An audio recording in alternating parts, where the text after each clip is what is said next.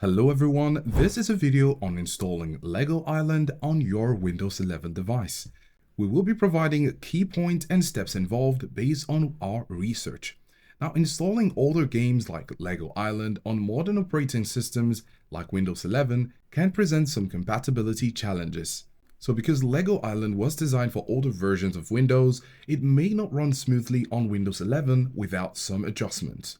And also, you might have issues with graphic drivers, audio, and general system compatibility. So assuming you have the digital version of the game or the physical copy of the CD, you also need to take note that the d3drm.dll file, which may not be available, will need manual installation. This might require you copying the file into the installation folder of your Lego Island.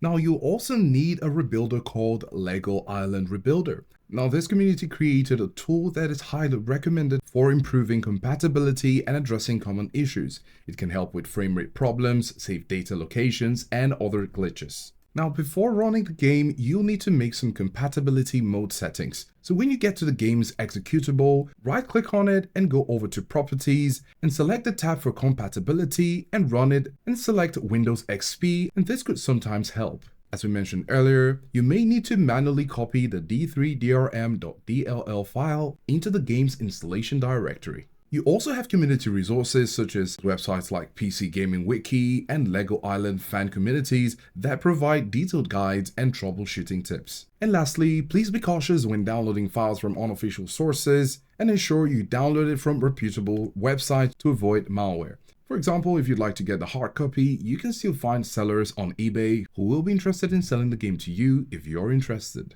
And with all this information, we hope you have a successful installation of the Lego Island on your device. If this video was helpful, do give us a like and subscribe for more videos, and thanks for watching.